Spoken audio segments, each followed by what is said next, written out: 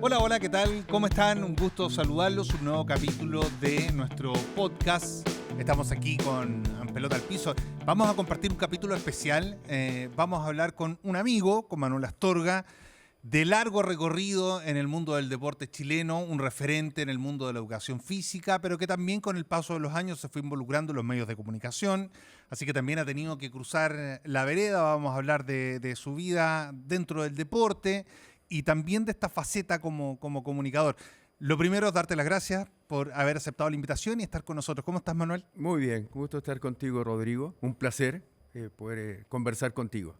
Lo primero que me gustaría para entrar un poco a saber bien en qué estás. Bueno, sabemos que tienes algunos programas, que estás permanentemente en redes sociales también, pero en esta vida que en algún minuto empieza a irse por el carril de las comunicaciones. ¿Cómo ha sido todo aquello? Eso fíjate que nació, Rodrigo, por ahí por el año 88, en Revista Triunfo. Me llevó el gran Julio Salviat a hacer una columna de ciencia y deporte. Y después ya cuando estuve inmerso en los viajes por el ATP Tour, cada vez que regresaba a Chile me incorporaba a las conversaciones en Radio Nacional con un amigo entrañable como Claudio Palma. Ahí me conocí a Pancho Zugarret, Carlos Alberto Campuzano, que en paz descanse, y también Pablo Flam y muchos más. Siempre me gustaron las comunicaciones. ¿Siempre te gustó? Sí, siempre me gustaron las comunicaciones. Yo creo que a través de las comunicaciones también se puede educar. Y después del 2000 entré a estudiar periodismo y hubo un par de asuntos que no me gustaron mucho, donde dejé la carrera trunca, pero no sin volver a las comunicaciones. Ya, pero siempre estuviste como en si hablas de lo del año 88, o sea, quiere decir que desde el arranque de tu carrera Sí. estuviste un poco con esta doble mirada. Sí. No es que desarrollaste una y en algún minuto dijiste, ya, me dedico también a esto. O sea, perfectamente pudiste haber sido periodista y no profesor de educación física a lo mejor, ¿o no? No haber sido un especialista en la educación física. Sí, claramente estudié educación física primero, pero las comunicaciones siempre me han llamado la atención. Y en definitiva pasé por varios programas de televisión, por Video Deporte, Fox Sports, después ESPN, y bueno, la última aventura fue en ESPN y me tocó salir producto de que no tengo ningún empacho en decirlo, no es santo de mi devoción el señor Marcelo Espina, y su hijo es uno de los jefes en PEX Argentina, por lo tanto era muy difícil poder coexistir con alguien al cual no le tengo consideración. Con él no trabajaste en Colo-Colo, ¿no? Fue jugador mío Sí, en Colo-Colo cuando estuvimos la primera vez con Ricardo Dabrowski, Raúl Ormeño, Daniel Morón, y se retiró. Al poco andar, a los 2 días en la pretemporada en Constitución, nos enteramos que Ricardo estaba fuera del plantel y había arreglado ya todo el señor Espina.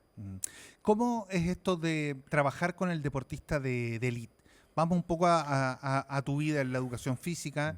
Yo lo pregunto porque uno desde la vereda del comunicador, desde el reportero, incluso por muchísimos años, es complejo el deportista de alto rendimiento. En términos generales, ¿sí? Es un tipo especial. ¿Por qué? Creo yo, esta es mi mirada, tú me vas a compartir la tuya, porque tiene un chip, una mentalidad ganadora que lo hace ser un poco distinto al resto. Tiene una ambición y un hambre por el ganar, sea, como decía uno en el barrio, si va a jugar a las bolitas, te quiere ganar a las bolitas, si, en lo que sea. Son competitivos. Sí. Son competitivos y son complejos. Son estructuras de personalidad que...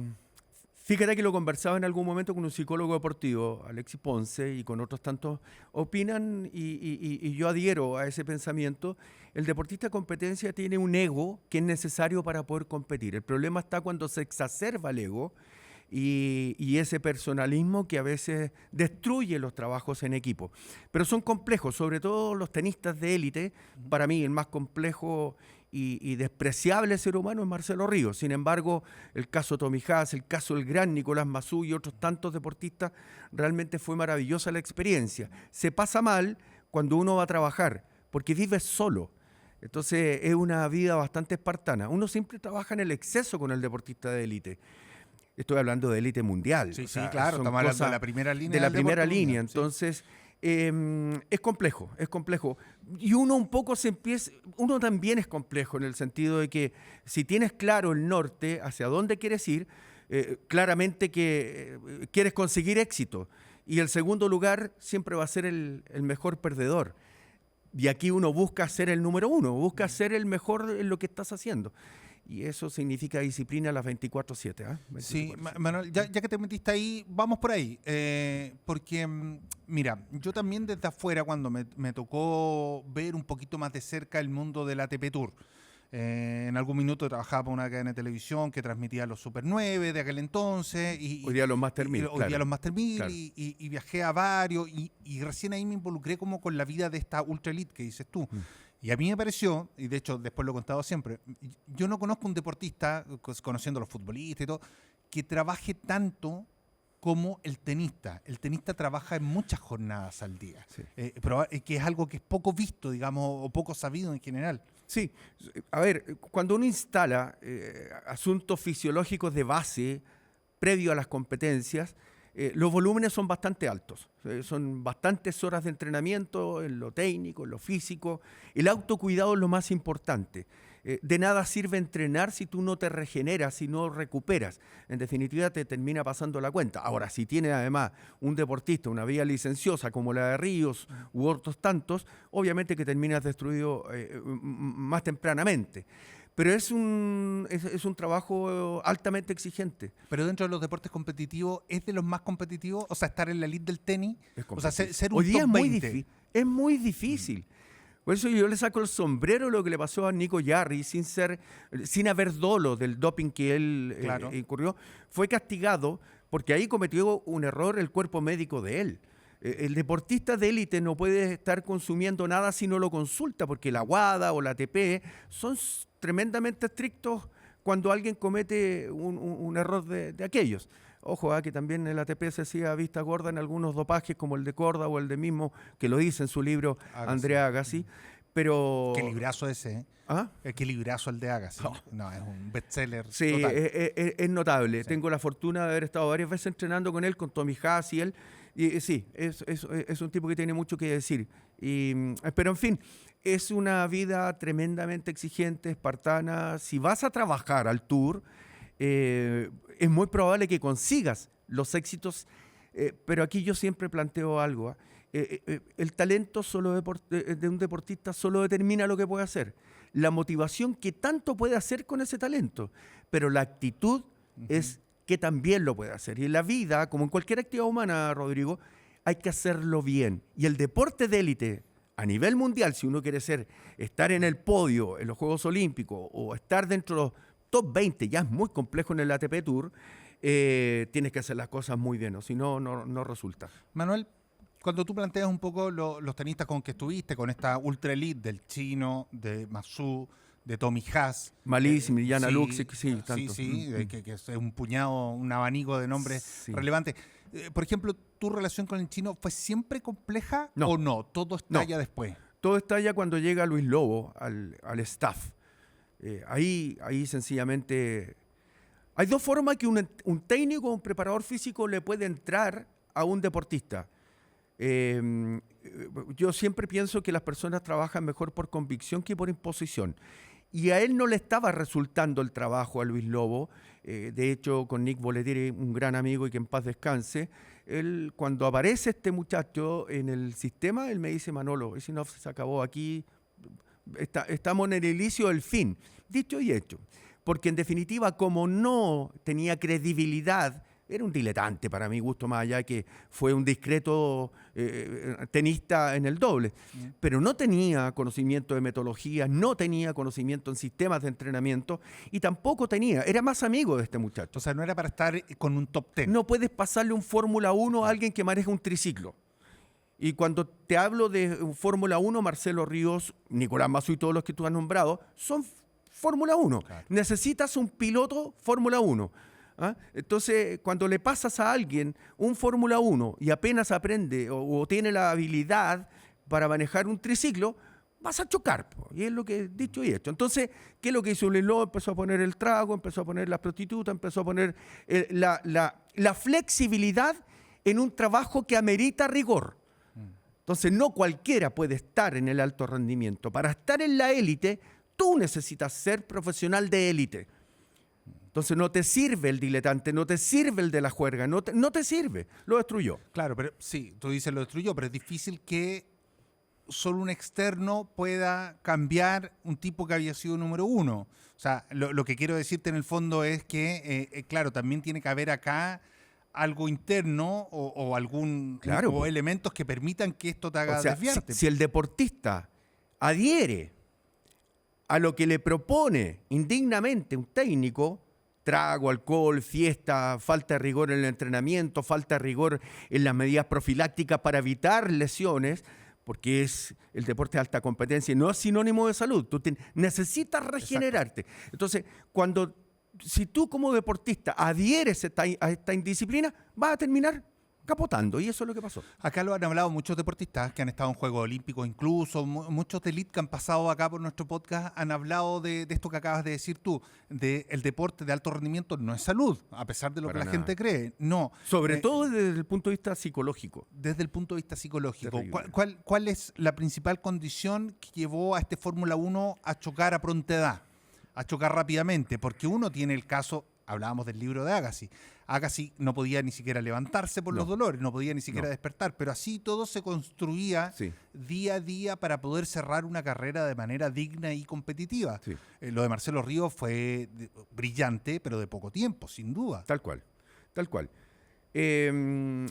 La piedra angular para provocar tu pronta destrucción como deportista y dejar de producir deporte de élite dentro de lo más excelso es flexibilizar tu vida como deportista. O sea, cuando tú ya flexibilizas todos los trabajos regenerativos que son fundamentales para poder recuperar un sujeto, estás dando o abriendo la puerta para que sencillamente tu carrera, con un talento inmesurable, se vaya a las pailas, sencillamente así.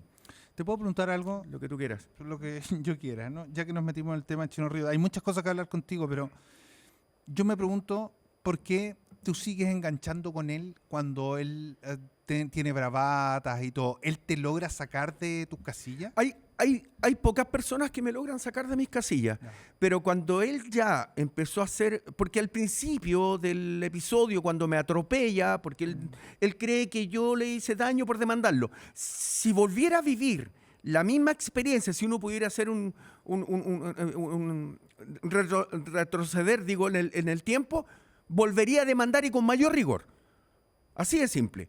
Entonces, hay un punto, el año 2020, me denostó, me insultó, me agredió verbalmente, y yo dije, a este no le aguanto más, porque este cree que puede decir y hacer lo que quiera. Entonces, cuando estuve esos 10 años, fue muy riguroso, muy disciplinado y muy respetuoso conmigo. Escuchaba. Lo mismo con Larry Stefanki o Peter Lundgren o Nick Bollettieri, etc. Pero ya después de aquello, la soberbia, el atrevimiento, la vulgaridad, la ordinariez, tiene un límite. Entonces, cuando ya empieza a tocar con los insultos, no sé si drogado o alcoholizado, para empezar a escribir pelotudeces en las redes sociales, llego a un punto, no, a este no lo aguanto más. Incluso voy a volver a repetir lo que le dije en algún momento, que no me busque el odio, porque si yo abro la olla, va a salir olor a estiércol, así que mejor que se quede callado. Sí, te lo pregunto porque claramente él logra sacarte de tus casillas. De hecho, uno lo ve al conversar contigo el tema, Sí, te exaspera. Sí, ¿Sabes, Rodrigo?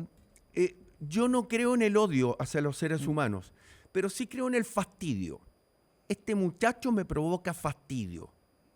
Por malagradecido, por vulgar, por ordinario, por un sociópata para mí. Esa es mi opinión. Manuel, vamos a algo más grato. Sí. Porque y de hecho, directamente, te tocó trabajar con la otra... El Nico Mazú. Bueno, te iba a decir, te tocó trabajar con la otra cara extraordinario de la medalla. Lo que pasa es que el mundo del tenis es precioso para Chile. Digo yo, es precioso en qué sentido. Cuando uno lo ve afuera es más fácil. Pero porque te entrega dos tipos de deportista. El que llega a ser número uno y por el otro lado, el que es talento, mucho talento, sin rigor no se llega. Por cierto que llega porque también tiene rigor y talento. Fue riguroso hasta ese momento, claro. Y tienes por el otro lado el que tiene menos talento, pero que tiene la capacidad inmensa de trabajar. Dijo alguna vez, me tocó entrevistar a Sergei Bubka, al gran Sergei Bubka. Y Bubka, yo le preguntaba, ¿qué es primero, el talento o el trabajo? Me dijo, no hay talento más grande de un deportista que el amor al trabajo. Tal cual. Yo creo que esa frase involucra al Nico Massú. Para mí es el deportista más grande de la historia de este país. ¿Cuál es tu mirada del Nico Massú, de lo que él representa para el deporte chileno? Ahí vuelvo a parafrasear a Lou Holtz con respecto al talento. Tu talento solo determina lo que puedes hacer. Nada más. Todos tenemos potencialidades para desarrollar tal y cual actividad humana. Yo puedo estar motivado para poder conseguir alguna cosa, pero mi talento va a determinar solo eso y mi motivación lo mismo. Pero la actitud que tú adoptas frente al desafío que te trazas en la vida, en cualquier actividad humana, es la que va a marcar si vas a ser de un desempeño excelso, extraordinario, sobresaliente, o si un desempeño mediocre. Entonces el talento no es suficiente.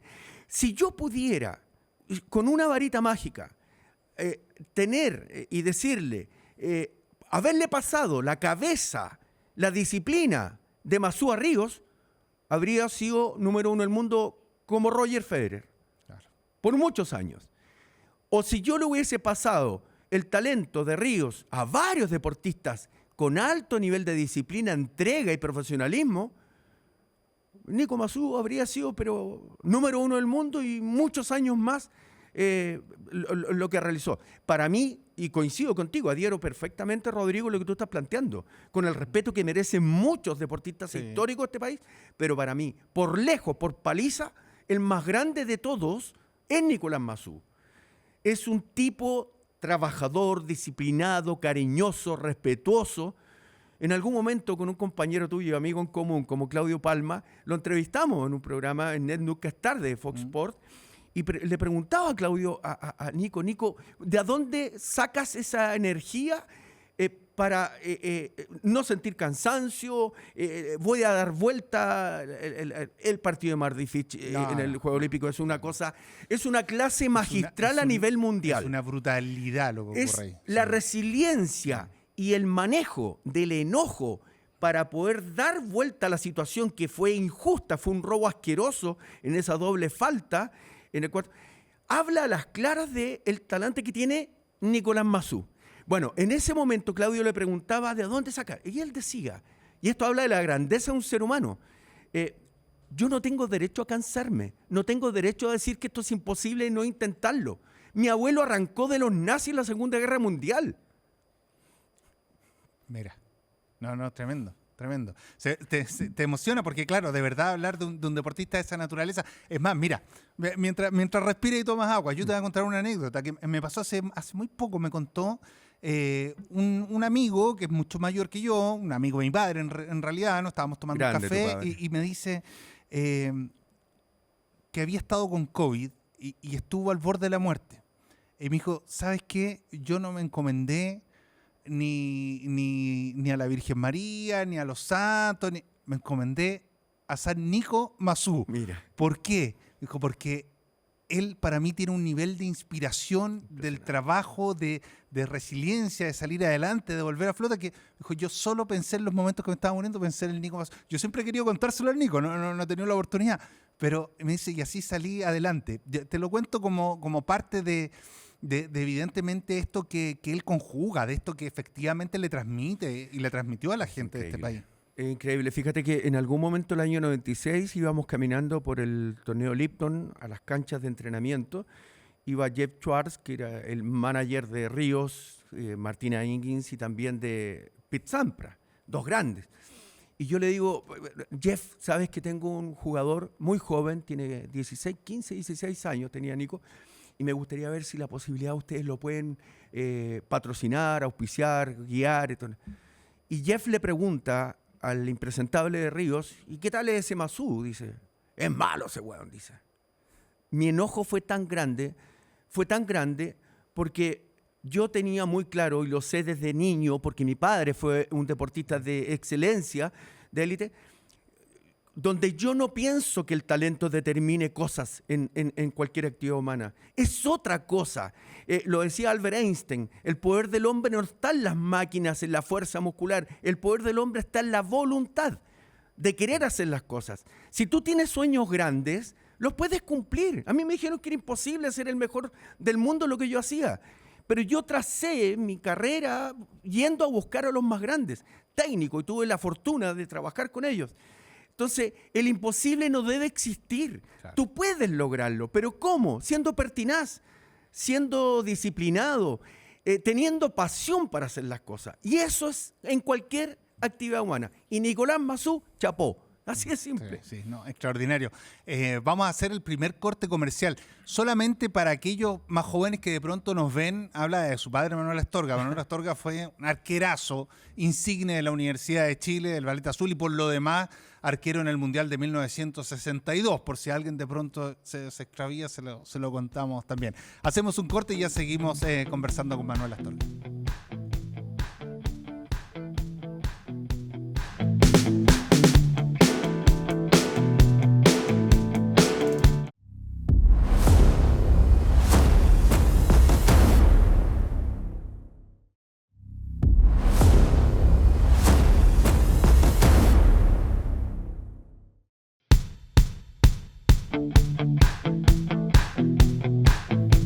Estamos conversando con Manuel Astorga, con todo su bagaje.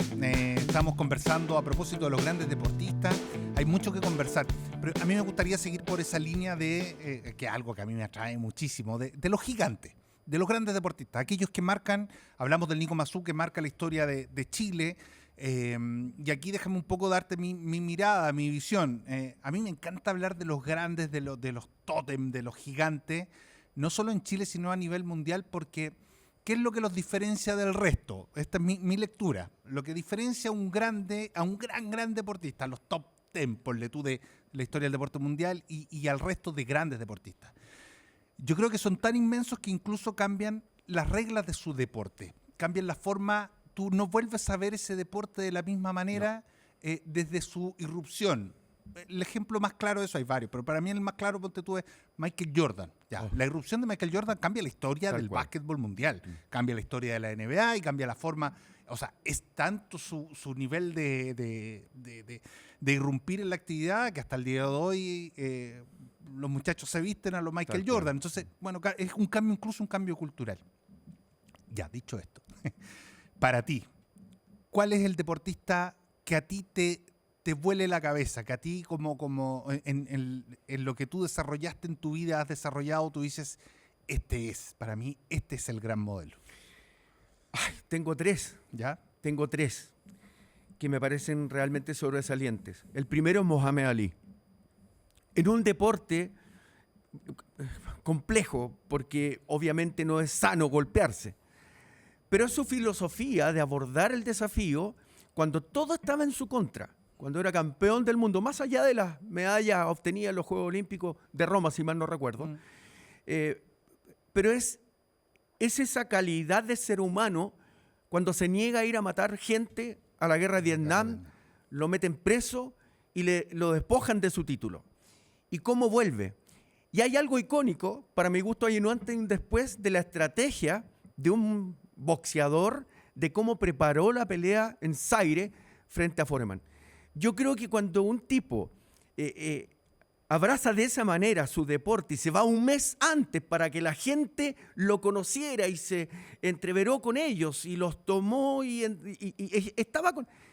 En ese estadio, en Zaire, que ya no me acuerdo cuántos miles y miles de personas, gritaban justamente a favor de Ali.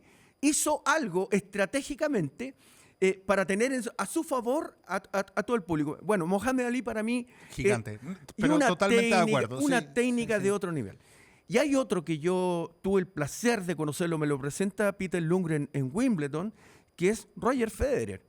Con un desempeño tecnomotriz extraordinario, con una manera de manejar tácticamente, amén de colgarse de este tremendo talento tecnomotriz, y llevar adelante una carrera sobresaliente. Pero también se vuelve a sumar esta calidad de ser humano.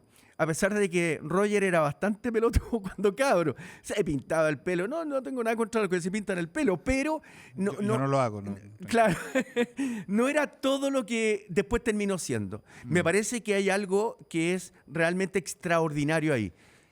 Ya, pero espera, pero paremos en Roger. Porque Roger sí, es particular. Para mí, el gran valor de Roger Federer es la cantidad de tiempo que logra sostenerse en el alto rendimiento. Yo creo que eso es lo que a él lo saca del resto, ¿no? Tal cual. O sea, su calidad, pero además sostener esa calidad. Tal cual. Y eso no es fácil en un deporte que es muy cruento. Hoy día es mucho más difícil jugar al tenis. O sea, ganar un punto ATP con todos los que están bregando en el mundo para llegar a ser deportista de élite. Pero porque además uno lo ve, él no termina su carrera destruido físicamente Pues como cuidado. Nadal. Nadal es lo que es el deportista más grande de todos los tiempos de España, pero Nadal termina destruido. ¿Por qué? ¿Por qué razón? Porque el tenis de Nadal, su técnica no es tan exquisita. Cuando tú tienes una técnica tremendamente depurada en cualquier deporte, tú tienes ahorro bioenergético, tú tienes la posibilidad de que el gasto biomecánico no sea tan cruento. Entonces, todo es fluido. Entonces, cuando un tipo maneja la táctica, la técnica, además tiene una respuesta biofísica extraordinaria por la disciplina y el autocuidado que tiene, el desgaste es mucho menor. Yo lo conversaba en Stuttgart, estaba tomando un desayuno con Jeff Schwartz y Pete Sampras. Y yo a Pete le decía, Pete, ¿cuál es tu secreto para de 20 torneos que te trazas en el año, ganas los 20 o ganas 19 18? Y él me decía, es mi ahorro bioenergético. Es decir, el tipo no gastaba un segundo más del día en ir a un mall, ¿para qué decir ir a un carrete o ir a pasear? Él, o sea, una vida espartana. Claro. Hotel, club, hotel. Ese es el ahorro bioenergético, el autocuidado del deporte. Tú fuiste deportista de competencia en el hockey. El autocuidado es fundamental. Entonces, cuando tú eres disciplinado, además eres un tipo que vive en una armonía mental, donde no hay un desgaste mayor. Roger, cada vez que preparaba una temporada, se iba al Tíbet a meditar, a buscar formas de poder ecualizar eso que es tan cruento en el Tour. Entonces, un monje, ¿no? Sí, total. ¿Me entiendes? Pero cuando las técnicas, el caso de Rafa, que yo le saco el sombrero, a mí no me gusta ver jugar a Rafael Nadal. Hay muchos tenistas que no me gustan, porque me acostumbré a ver, ¿para qué decir? Claro. La técnica de Ríos, que hacía cosas realmente extraordinarias. Lo de Roger Federer es lo más excelso que he visto también en el tenis. Entonces, hay cosas que a mí me llaman la atención de los deportistas. Y yo aquí con esto cierro, Rodrigo, me estoy alargando mucho. No, tranquilo. Cuando se define quién es el más grande de la historia, ¿qué estamos definiendo? ¿Qué definimos? Sí. Técnicamente, físicamente, el palmarés que tiene por ganar títulos, o también hay algo intrínsecamente ligado a ese deportista que tiene que ver con lo valórico. Sí, y hay dos cosas, una con lo valórico y otro con su discurso, lo que representa, porque ahí ya te queda uno, te falta uno, me diste 2 de 3, Mohamed Ali, Federer, ya, pero para cerrar mi idea, en el fondo también, claro, porque uno depende de cuál es la mirada con la que uno juzgue esto, yo te di la mía, el de los parámetros, en el fondo de que cambian su disciplina, como que modifiquen la forma de mirar su actividad. Tal cual. Porque uno podría tomar, ponte tú a Maradona con todo lo disperso y lo díscolo y todo lo mal que hizo afuera y toda la brutalidad de afuera. Pero tiene otra cosa, tiene eso Maradona que cada partido de él representa algo. Es como la lucha del pobre contra el rico, del norte contra el sur, de los jóvenes de las Malvinas, la lucha contra el poder. Entonces, en el fondo su figuración representa algo para la gente, pero por eso lo saco, ¿no? Para mí no está en ese grupo, pero uno pudiera tomar esa medida también. Podría ser. ¿Cuál es el otro? Tercero. Tengo ahí la lucha. Ya. Entre Jordan y entre Usain Bolt. Ah, perfecto. Y que tiene que ver con eso que era imposible cuando eran niños, con eso que era impensado lograr lo que lograron. Y habla de esa resiliencia frente a la caída, habla de jugar con las buenas armas éticas a toda prueba y con moral. Y sobre todo, en el caso de Usain Bolt, hay una frase que él dice: yo soñaba con ser el primero en cada una de las cosas o carreras en que competía. Pero lo que más yo soñaba, llegando a ser el número 1, que la gente me respetara porque soy buena persona. Cuando alguien tiene como objetivo el aportar a la vida, a la sociedad, siendo una buena persona, entregando a través del deporte enseñanzas, generosidad, empatía, yo creo que eso lo eleva a una estatura distinta. Voy a hacerlo más brutal. Sí, Roberto Rojas para mí fue técnicamente uno de los mejores porteros que ha tenido Chile. Claro. Pero no puedo ponerlo en el podio de los mejores porque él está dentro de lo que hizo en Maracaná el año 89. 3 de septiembre del año 89 está dentro de las 10 trampas más grandes que se ha cometido en el deporte. No puede estar ahí. El deporte, el arte, la ciencia, necesitamos gritando fuerte, más gente buena que venga. No, está perfecto, que además también, y con esto vamos a cerrar este bloque, porque también los que entienden el mundo, sobre todo el mundo del olimpismo, tienen que ver con valores. No se entiende el deporte sin valores, no es solo ganar y competir. Ni a cualquier precio. Ni a cualquier precio. Esto tiene una vinculación que de pronto el fútbol profesional pierde mucho. El fútbol profesional extravía muchas de estas cosas. En el último bloque vamos a hablar del fútbol profesional, de la realidad del fútbol chileno junto a Manuel Astorga.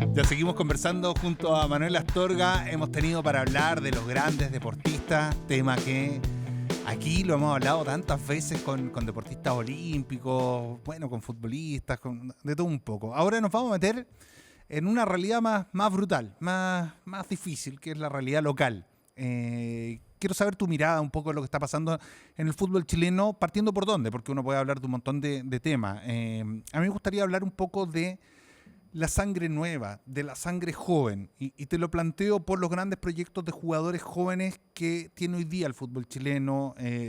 Podemos poner el caso de Damián Pizarro, podemos poner el caso de Alexander Aravena, podemos poner el caso de Vicente Darío Pizarro, Osorio, que pareciera ir por otro carril, pero que también le ha costado, y podemos sumar ahí el muchacho de la U, Asadi, pero algo hay en mi mirada. Y aquí te paso la pelota, algo hay que yo siento que hay, independiente del origen, de dónde vengan, yo percibo una falta de hambre. Eso me pasa a mí, percibo la falta de las ganas de querer comerse el mundo, de decir yo voy, como Alexis o Vidal, voy porque me da lo mismo si gano o no gano plata, me da lo mismo. Yo voy porque quiero triunfar. Yo siento que eso no lo veo tan claro en esta generación. En ciencia del deporte y sobre todo psicología del deporte, Rodrigo, hablamos de los fallos en las funciones ejecutivas. Hay veces que la gente pone foco en la emoción y no pone foco en la tarea. Cuando el deportista pone foco en la emoción solamente, pierde el foco en la tarea. Y la tarea es hacer las cosas que tienes que hacer para conseguir ser un deportista de alto nivel mundial. Por otra parte, la inmediatez, que no solo es el problema de los chicos, es el problema de los técnicos, el problema de los dirigentes. Y tú lo sabes muy bien, Rodrigo, preparar un atleta, futbolista en este caso, demora tiempo en años, e instalar aspectos tecnomotrices, aspectos fisiológicos y aspectos sobre todo desde el punto de vista cognitivo, para que tenga una buena respuesta desde el punto de vista psicológico, neuropsicofisiológico, cuesta mucho. Entonces, conseguir todo pronto, conseguir rendimiento a temprana edad es pan para hoy día, hambre para mañana. Y muchas veces, por no decir que la mayoría, con honrosas excepciones, el fútbol formativo adolece de buenas metodologías, buenos sistemas de entrenamiento y sobre todo de profesionales, no todos, que se entienda bien, profesionales especializados en formar sujetos. Pero entonces pero puede ser, ya, yo entiendo lo que vas tú, pero puede ser una mala mezcla también, porque la mala mezcla es esta deficiencia formativa que puede haber a nivel de divisiones inferiores y también el mundo que los rodea, po. El mundo de la play Por supuesto. o el mundo del no jugar en la calle. Por supuesto. El mundo, por ejemplo, lo que dicen hoy día muchos técnicos, dicen la gambeta se perdió porque no gambetean en la calle. El gran Get Baile, en algún momento lo entrevisté cuando en esos jueves de Astorga, ahí en Fox, que hablo de explico el interior para saber cómo el exterior se expresa. Tiene que ver con ciencia y deporte. Y Gerd decía algo muy cierto. El problema del deportista nacional comenzó cuando los niños se bajaron de los árboles. La riqueza motriz o la estimulación neuromotora y psicomotriz a temprana edad está trunca. Porque hoy día alguien no se divierte jugando a la escondida, al caballito bronce, subiendo arriba de los árboles, corriendo, elevando volantines, etcétera, etcétera. Entonces esa estimulación temprana, con una riqueza de esos estímulos, no está. No está. Entonces las falencias son tremendas. Cuando llegan al fútbol formativo, ya vienen de haber hecho una actividad física que tampoco comparto a nivel escolar. Porque la educación física en los colegios es evaluada cuantitativamente, cuando yo debo evaluar cualitativamente otros aspectos. Yo no le puedo pedir a un chiquitito que a lo mejor tiene falta de motricidad o está con sobrepeso, lo mismo que le voy a pedir a alguien que tiene facilidades para el movimiento o las destrezas.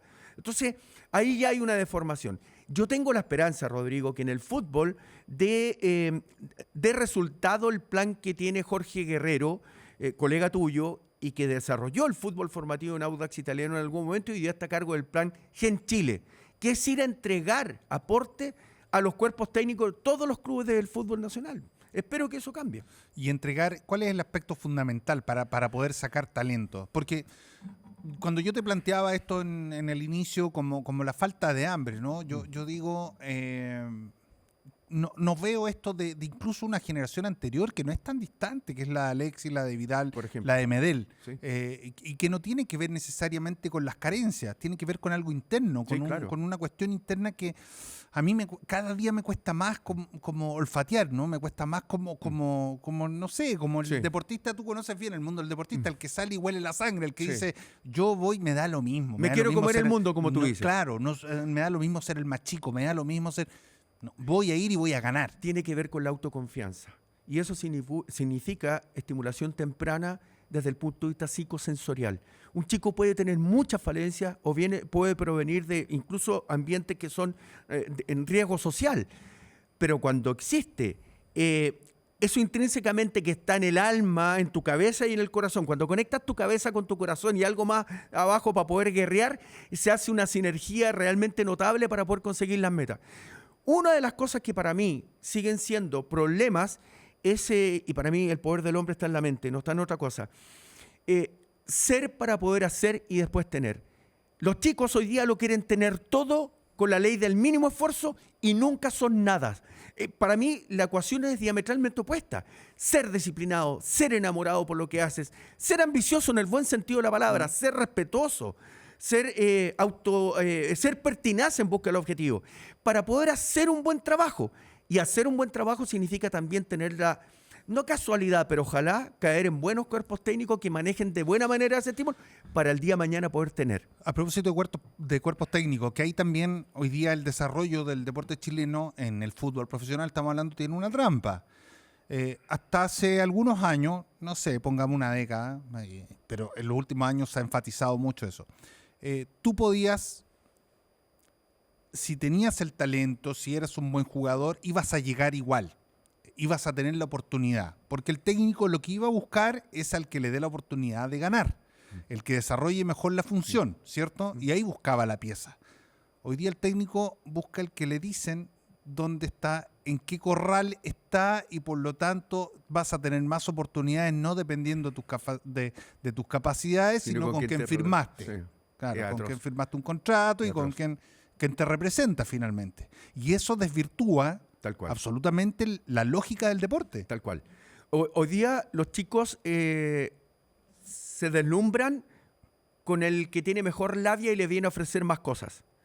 Y por cerrar un contrato a temprana edad, muchas veces son contaminados por agentes representantes que para mí no merecen mucho respeto.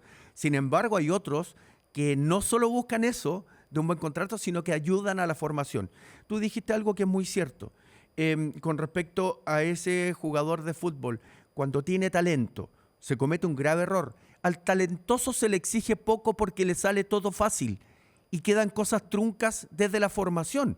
Para mí, uno de los más talentosos, si es que no el más talentoso volante que ha tenido Chile en su historia, es Jorge Valdivia.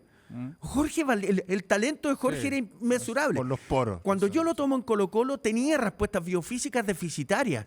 Sí. Entonces, eso también es un problema. A ver, yo vi 1000 veces me tocó reportear a Jorge Valdivia. Siempre, y esto lo he contado pocas veces, pero mi experiencia decía que él, sea Colo-Colo o sea selección, siempre estaba al margen.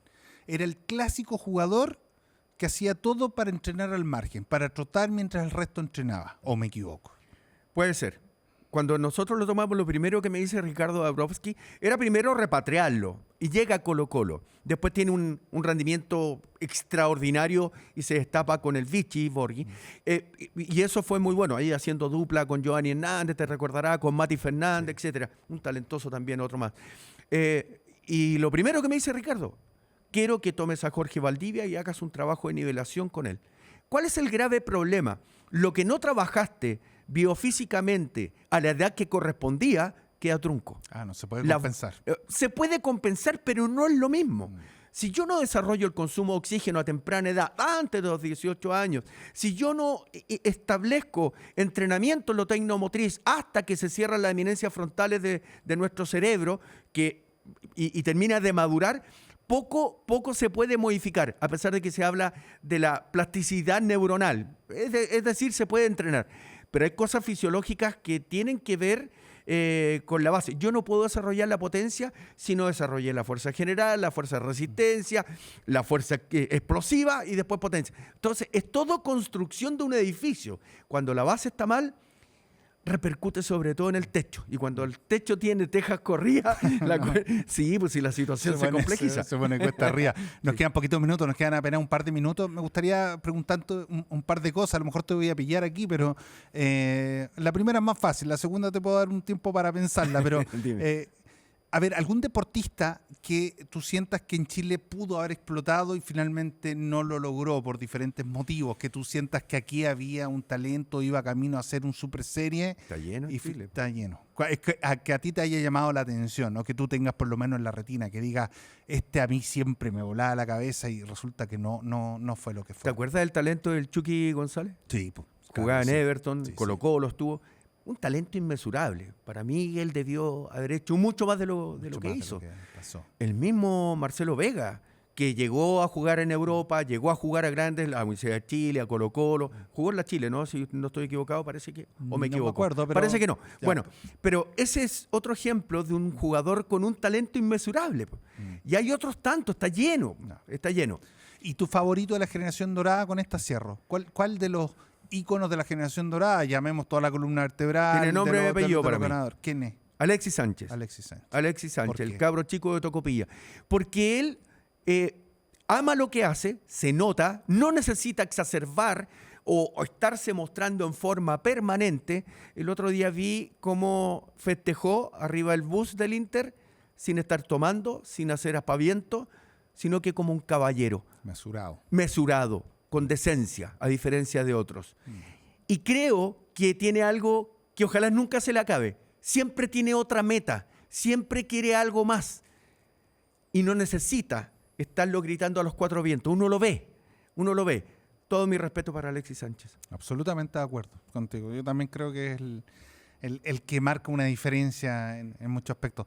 Manuel, un gusto, ha sido una gran conversación, muchas gracias por estar con nosotros. Siempre, Rodrigo, para ustedes un placer también poder compartir contigo, cuando tú quieras. Muchas gracias. Te vamos a volver a invitar, lo que pasa es que siempre hay mucho, se nos hace corto el tiempo. Vamos a cerrar junto a Manuel Astorga este capítulo, nuestro podcast.